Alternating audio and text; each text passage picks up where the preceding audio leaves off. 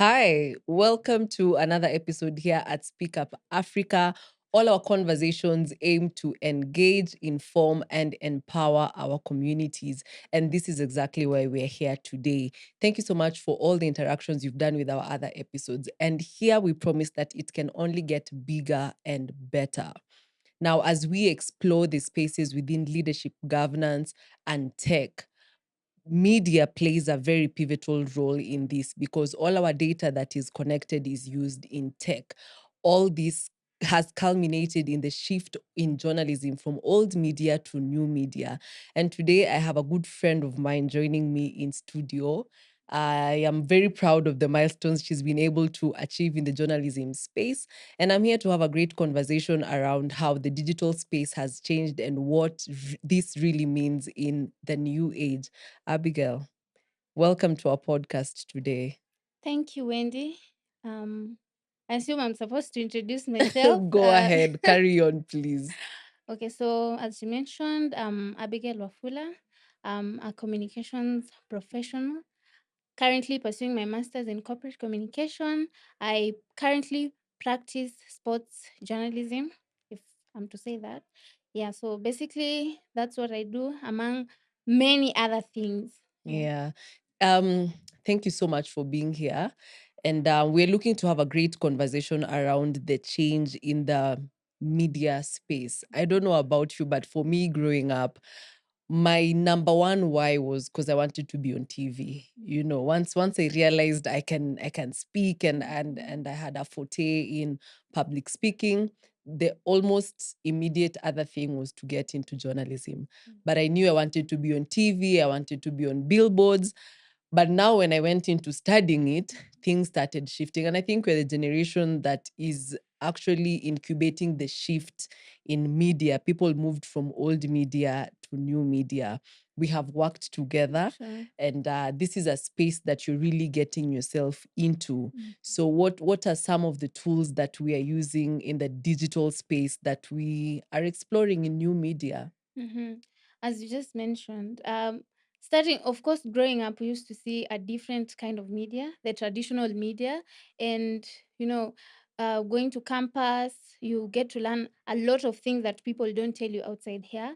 So for now, I think the digital space is taking over truly, and some of the things that I use as a sports journalist in the digital space, of course, AI is the number one.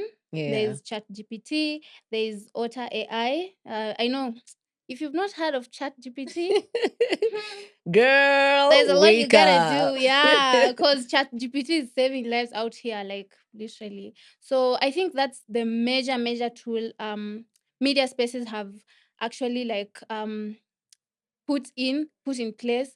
Not just the ChatGPT only, and I said I also mentioned Otter AI. The saves time during meetings. You see these people who have they are note takers joining the meetings too to work for them. So there's a lot that has changed. There's also Google Discover.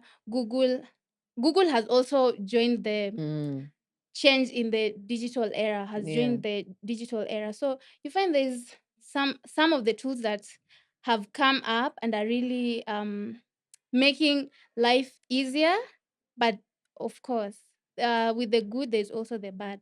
So for me personally, ones that I've used are ChatGPT, there's the Otter, as I mentioned, there's the Google Discover, Google News. When you go on X, there's the TweetDeck. So TweetDeck basically is the platform that where you like your feed doesn't really show you everything that's happening. For Yeah. instance, me being a sports journalist, I'm more interested in sports news. So if I have TweetDeck, I can just be able to curate my X space to have the sports news and avoid all these other things like entertainment and whatnot. So basically, those are what I use, yeah, in my day-to-day activities. Well, that's nice. I mean, I am a great fan of AI Mhm. because when AI was coming, I was really skeptical about it because we didn't know what the future would look like with it. Mhm. But soon, with more discoveries and when people got used to the tools, it was like the question is not when will you join AI, it's just how best do you incorporate these tools to maximize the True. spaces that you're in. And sometimes even when I'm doing my research for my podcasts, Mhm. I'm just like, how was life before AI? And I feel like the ones who will come after us Mhm. will sort of get it a bit easier, but just the way True. you say, to whom much is given, much is expected. Mhm. So in the journalism space, we majorly tell stories. Yeah. It's all about giving news, telling people what is happening, and the greatest tool is storytelling. Mhm. What has your experience been in the change of how people are now telling stories in the new digital era? I Mhm. mean, there's so much to be unpacked there, but what has True. your experience been? I would say there's always the good and the bad. I feel like the coming of AI somehow made people not to be like creative.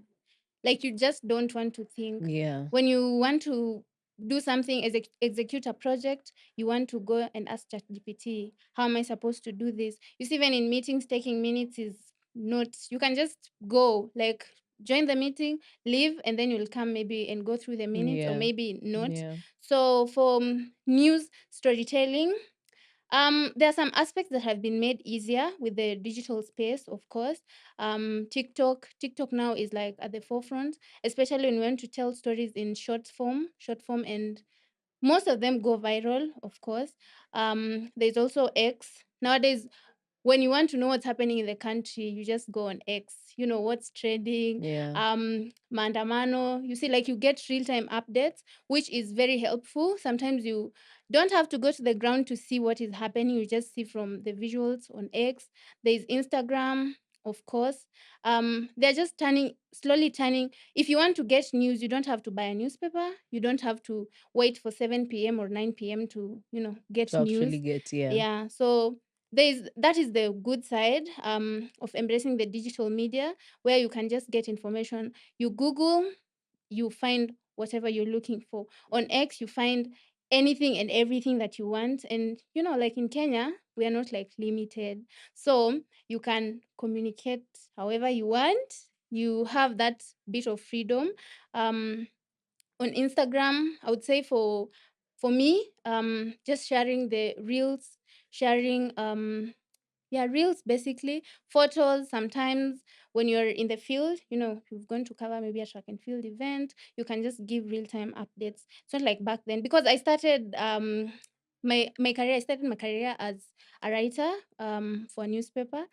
And sometimes you go to the field, you cover the event, and then your story will be read tomorrow in the morning. Yeah. So you have to wait until the next day, so that when somebody buys the newspaper, For them to read to your read your story, story. And like your parents are your biggest cheerleader, so they'll have to wait for the next day to actually see to, what it is that you're doing. But Abigail, let's take a pause there and really unpack how now things are happening real time, and for me, I've been in spaces where there have been great debates about then what happens to the ethnic values that were there in journalism.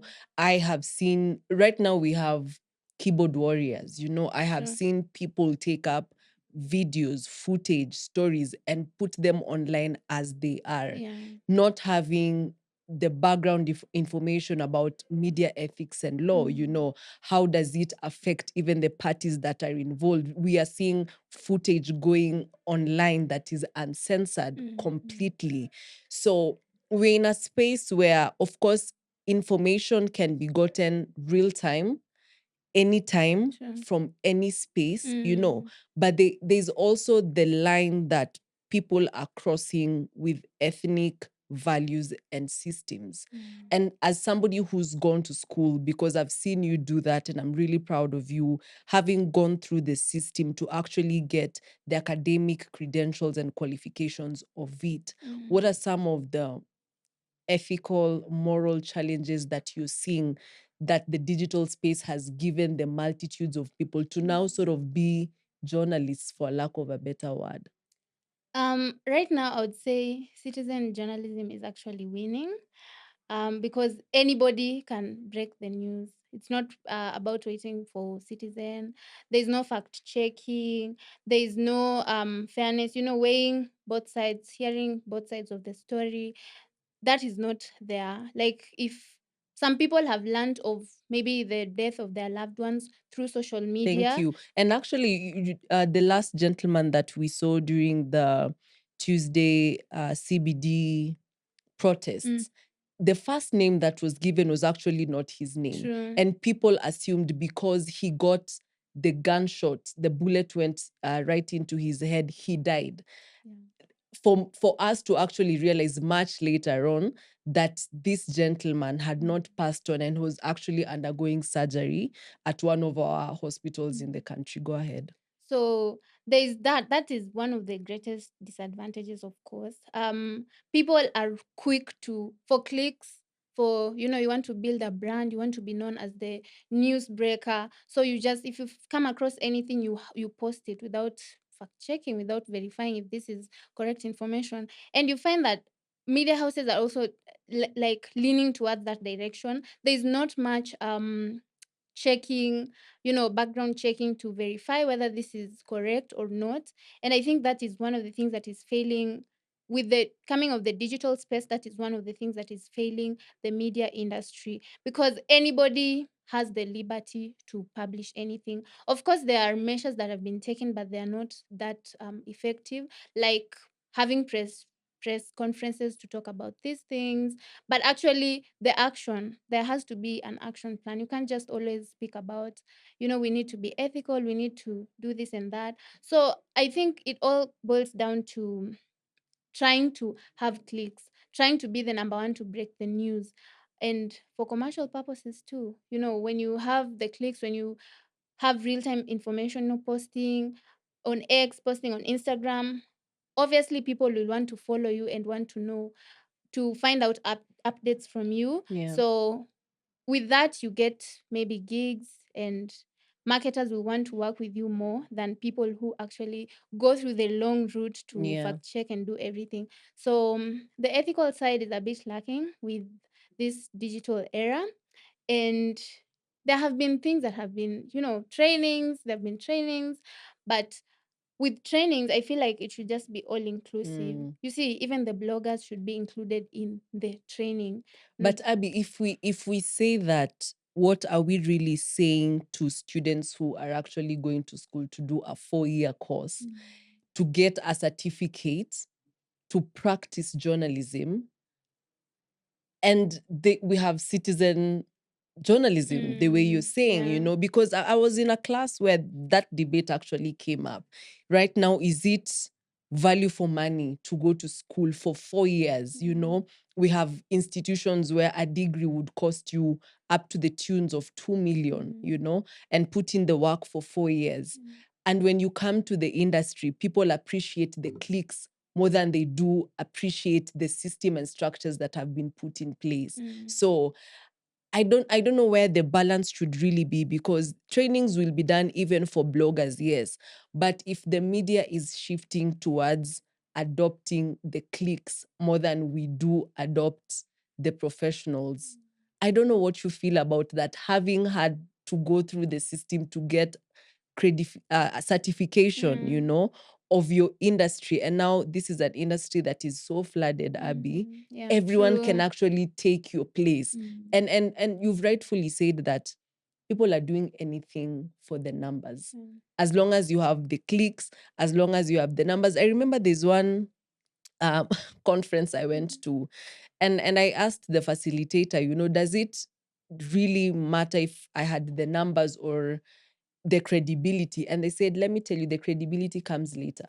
If you have the numbers, we start working with you, and then we panel beat. What do you really think about that? Um, these are the hard truths that people don't actually ever want to speak about. And even when we were in school, you are just in another world. You don't know what's happening out here. You don't know about the lack of jobs that is, out here. But with the coming of like digital spaces and more people opening up, before you decide which course you want to do, I feel like you have to do some research, because this issue of unemployment and just journalism being like another job, like you don't have to really have the papers to have it. It stems from those managers, the people who are Mm. employing people, because they want the value. People have to know you. I cannot come and compete with somebody who has a million followers on Instagram, that I want a radio job. Of course, my talent is there, but okay, who wants to listen to talent? Who wants to listen to somebody who graduated from a university? I don't know. Like, Yeah. we have to also be realistic. It's very painful that maybe you have to pay a lot of money for school fees. You have to go to school. You have to learn all the basics, and come out here and just struggle. Dreams are shattered. You have to now start venturing into other jobs that maybe you never expected or you never wanted to Yeah. get into. It's very heartbreaking. But where we are right now, and even in this economy and tough times, I feel like media houses just want the money to sustain themselves. Yeah. And with the coming also of influencers, it's a competition, and the market is quite small to accommodate um the media houses and influencers. Now, right now, when you look at things, most jobs, most marketing jobs, the gigs are being given to influencers because of their huge followings. Yeah. So I would rather, if I own a media house, I'd rather employ an influencer who will, Because they will bring the numbers. yeah, they will bring the numbers. It is unfair. It is very unfair. If you look at it, it is extremely unfair. So in order maybe to just raise your bar, or maybe like place yourself at a point where you are easier to get, like you have a chance to get a job, maybe your passion is journalism, I believe you can just start from campus. Mm. Start influencing, start doing all those things. And maybe just maybe you'll be the lucky one to get the job. So yeah, it's Yeah, I totally agree, and I have been very vocal about that you need to research the space that you really want to get into, and if it is especially like in tech and the digital space where there is a shift, you mm, cannot remain in the analog and old ways of thinking, because then you're doomed for depression and true. stress. The Mm, only way to do is to change and adapt and go ahead with the trends. Abby, let's take a shift a bit and talk about how people feed these digital spaces with their own data, mm, not really thinking about the consequences. I've seen very many journalists get into trouble because of using data that, number one, was not given access to them. I don't know if you remember a certain incident that was there with one of the sportsmen in our country. mm, And I think there was incorrect dissemination of information, or yeah. there was a picture that was used. So, as a journalist, where do we draw the line of balance between data privacy and access to data, and what this data means to us, and how can we just use the information that we get on social media? First of all, I believe the just employing anybody for because you want to bring in numbers and whatnot. That's one of the problems. That's one of the mistakes that now leads to this problem of just people posting anything, people just saying anything. Because if you went to school, I believe if you went to school and studied journalism, there is just a sense of you'll have the knowledge and know this is what I'm supposed to do and this is what I'm not supposed to do. So that's where some media houses go wrong. You just employ somebody who has a degree in another field, they studied a totally different thing. So coming into this space, of course you'll be taught about the one or two things, but you just don't have the knowledge. So there's that where now somebody just decides to do whatever they feel like doing because they did not study journalism, they don't have the knowledge, they don't have the skills, they don't know where to draw the line. And also it just doubles down to looking for numbers, because every single time you're told, you look at a story, if you pursue this, is it going to bring any value to us, is it going to, so you you'd rather lean on clickbait, um just finding these stories that people are interested in, the controversial ones, because the good stories do not sell. That's the narrative out there.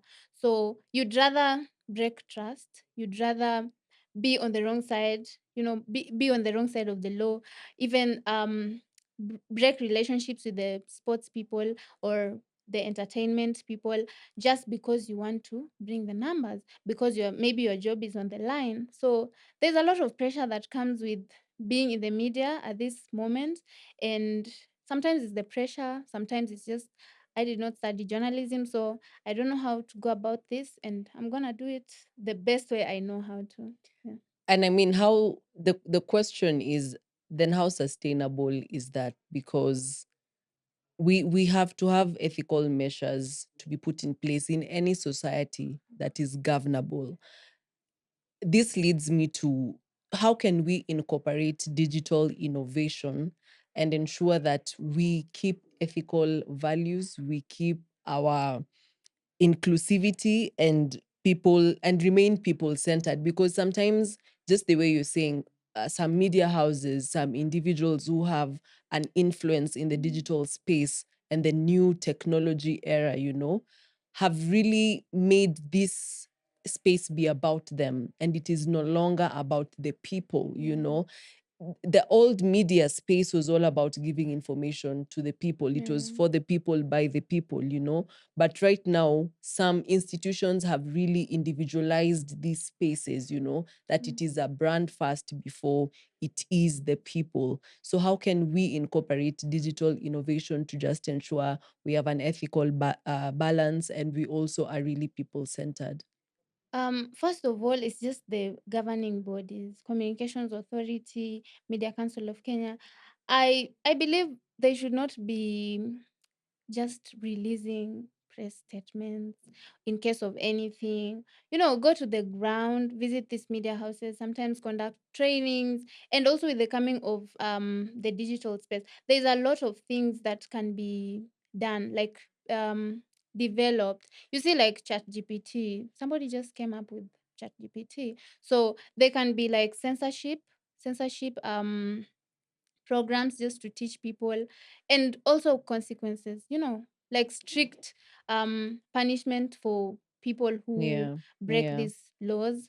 Because right now it's just warnings here and there, and you see, when you keep on warning people and there's no action, They're at the end of bound the to day, yeah, to repeat. just repeat and Exactly. repeat. Yeah. And with the coming of the digital era, you see, even if somebody is using a pseudo accountant, you can find them. They can be So traced yeah, back. they can be traced back. So I just feel like there should be trainings, and meaningful trainings, not these trainings where people just go for, I don't know, allowance, for the refreshments. Like meaningful, very meaningful trainings. And in whatever you say, maybe in a press statement that has been released, um in whatever is said there, just follow the rules. If you say you're going to punish this person by doing this and that, just do it. Lead by example. And I feel, I don't know. So when it comes to the money aspect, to media houses making money, I feel like now that's where there's so little you can do. Because they have to make money, they have to sustain themselves. But I've seen most media houses that just came with like a force and used to spread information anyhow, like without caring about the truthfulness, without caring about the fact checking, if this is true, fairness. Most of them crumbled. Yeah, It's not long lasting. It's not long lasting. So there's always just an end, which is not that good. yeah. Yeah, so just maintain the ethical, I don't know. She just Yeah, follow. yeah, I agree. When you say the sustainability of it, most of these people lose credibility.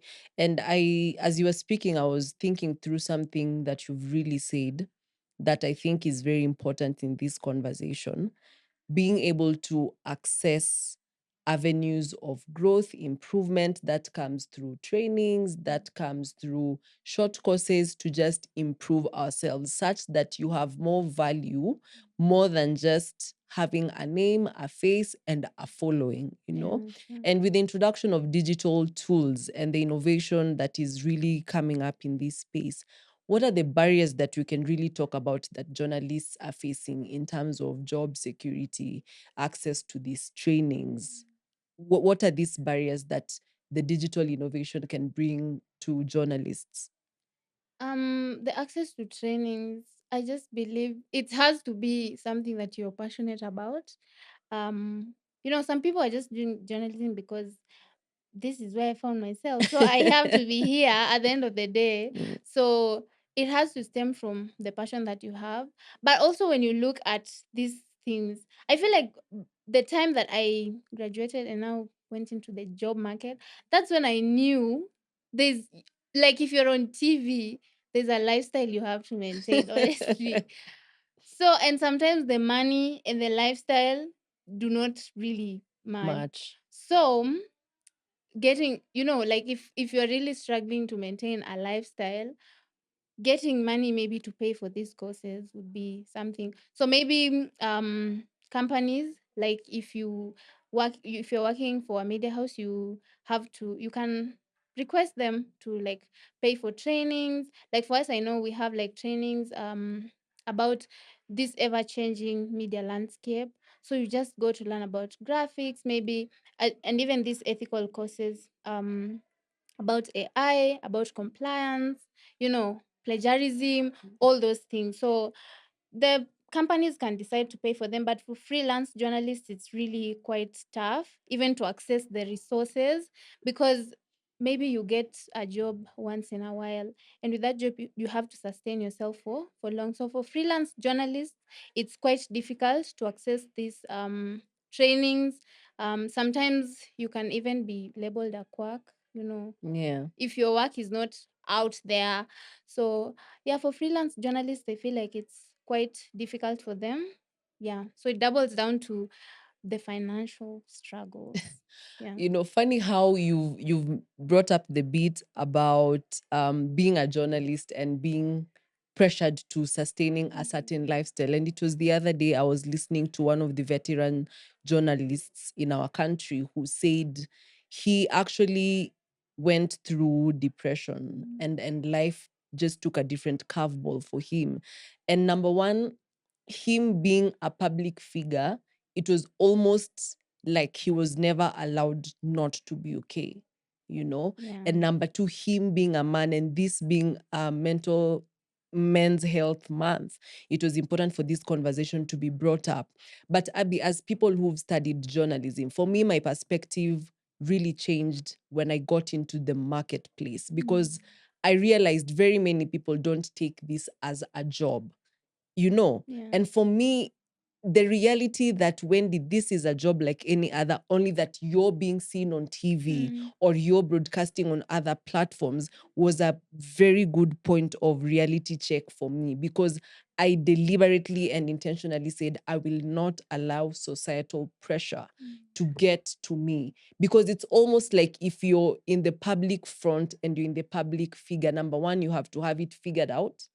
Number two, you have to have the money in the bank, you know? Yeah. And I look at other countries where media and journalism is just any other career path. But it is in African nations where, I don't know if it's trauma about, how maybe our parents never used to watch TV. So being on TV was a big, Yeah, it's a being on big TV was deal. a big Of deal. course. Yeah. Even right now, like podcasting, somebody is just trying to make an end to a means. But there's so much pressure in this industry that you have to maintain a certain lifestyle. And we've seen people who are in the industry even before us get Yeah. into mental health spaces where things are terrible, because the sustainability of the lifestyle that the society is demanding is too high. It's Yeah. unmanageable. Yeah. And also just social media. Like right now, anybody has access to social media with the Gen Z. I don't know how people just take photos of you anywhere, especially if you are, maybe they're used to seeing you on TV. So your audience has an expectation of how you should live your life. So photos are being shared on X, eh, on Instagram. They saw you at a Mama Mboga's place, and maybe that's not how they want you to live. So, and if you let all that get to you, of course, it will I affect mean, you. social media can be brutal. Yeah. It getting to you is almost guaranteed. But I think people should have more conversations where just taking the media space as just any other job Mm, space, yeah. and all this uncalled for pressure. Because let me tell you, I'm seeing kids who are coming behind us, 18, 16, 20, Mhm. and the pressure to look a certain way. I'm like, you're just 20. The pressure Mm, to, for example, for the ladies, be in human hair and constantly be dressed in a certain way is too much. yeah. The longevity of that life is not sustainable, True. There may be a fraction of them who will maneuver and get to it, but you can imagine you're succumbing to this pressure even before you get a job. When you're And still in campus. exactly. And there's a period in which you will have to intern and then get in Mm, at the job entry level before you grow up the ranks to get to managerial. It can be quite tough. But again, yeah. I say for them, they'll be a very empowered generation because who said they need employment? Most of them, that's their argument. They Yeah. can be their own True. bosses and get into the gig economy. Let's draw back to our conversation. So, as the digital space changes, even for the professionals, it does change for the audiences. True. Yeah. The way people used to wait for old media houses to bring news at 9 p.m., that's no longer happening. You mentioned that before. Yeah. I mean, something happens now, and in the next 5 minutes, we have the Yeah. information. What effect does it have for journalists, especially those of us who are still practicing in quote unquote structured places in old media? And I think one of the effects is what you were saying. When you write a newspaper article, you have to wait at least 24 hours. Yeah. And the audience has changed. Right now, people are on X Yeah. People are not and they're buying getting newspapers that information. much. How is that shift like for journalists? Somewhat it's depressing because you see, like, it's like your job is on the line. Because I read somewhere that with the coming of AI and just this digital era, many jobs will be lost, but also jobs will be created. So you have to be conversant with the tech space. Now the tech space will be the one who, like, which will have a lot of job opportunities. So it just puts your job on the line. You are always, most of the time, threatened, because you've gone to cover an event. Somebody who is there, maybe a citizen journalist or just a blogger, has already taken the bites, has already posted them on Instagram or X. But I'm also glad to see that most traditional media houses are starting to embrace this digital era. And whenever things are happening in the country, when you go to these traditional media houses, the ones that used to primarily have like newspapers and just TV, basically, have also started being vibrant on the X space, being vibrant on Instagram, which is good, to adapt to the change. But now with the coming of course, like AI, I'll just use AI, ChatGPT and everything.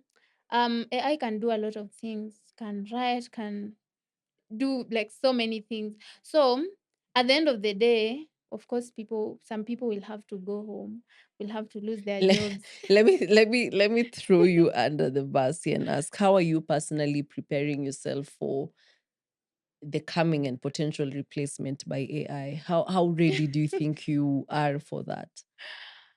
Okay, I think I'm quite ready. How? You want me to spill the secret? As I mentioned, I'm starting to lean more on the corporate communication side. I feel like I'm among those Gen Z who say, "Hey, employment." Yeah, I'm thinking long term, but I'm actually, of course, it's a bit depressing seeing people, and most media houses have suffered in this era because so many people that, like, they have been fired. Just seeing your colleagues leave with, and they've not done anything wrong. It's just this changing landscape. Like, AI can do a lot of things, so why do we need you here? So it's a bit depressing, of course, but you just have to be prepared. I'm leaning more on that side, corporate ish, and I also feel like sports has so many opportunities for me. So just tapping into managerial roles, sometimes when opportunities come up, I'm not shy to pitch myself, like, to say I can be able to do this.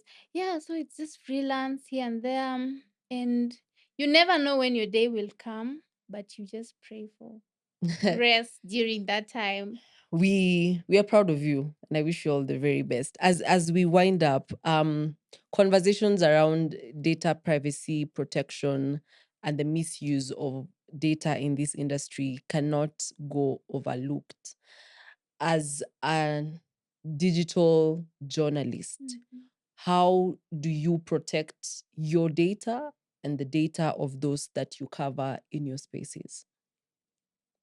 Ooh, I feel like there's not much you can do, especially when it comes, because maybe I'm hosting on YouTube, I'm on TV, introducing myself every single day. You can't lie to people with another name, of course. So protecting yourself, especially from like this social media space and this digital space, is almost impossible. But what you share with people, you can control what you share with people. You can control where you stay, where, a lot of things. But I've also come to realize, even just during the protests, there was somebody who was recognized in like 1 hour, like the same day, So there's just the digital era is really growing very fast.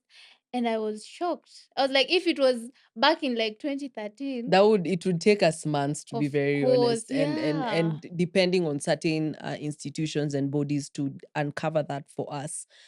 What are your parting shots? Very nice conversation, very many things to unpack. The digital space keeps on evolving, the future looks very bright. For some it's threatening, for some it's a place of endless Mm. opportunities. There's someone younger than you looking to get into this space, to flourish in spaces that you have.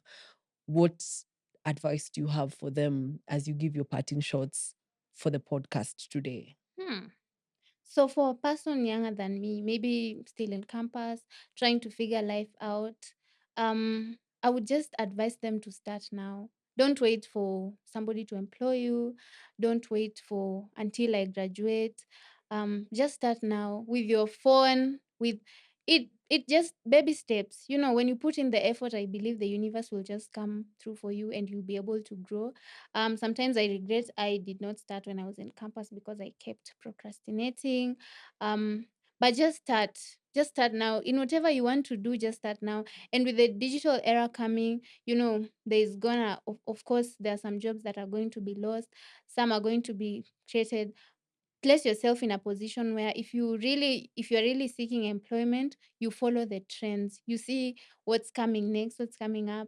And if your job is on the line, there is not much you can do, by the way, if you've been told next month is your time to go.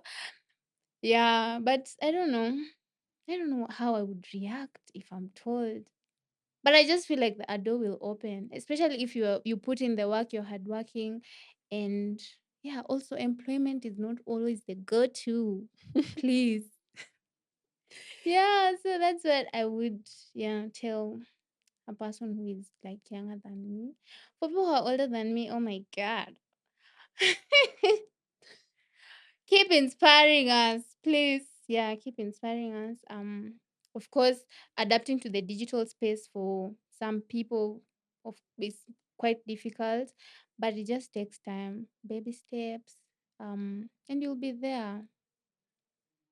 Great. Thank you so much for coming to this particular episode and sharing your insights about the digital space. The digital space is a place of endless opportunities. As we evolve, as we grow with the optimization of digital fronts, it is your time to position yourself and make yourself indispensable. To whom much is given, much is expected. And here at Speak Up Africa, we are a place and a space that we are ready to collaborate and make sure we bring to our community and our audiences information that is there to inform, empower, and engage with them. Thank you so much for listening to us today. That was Abby Wafula, a sports journalist in our digital spaces here in the country. I will see you next in the next episode. Asante.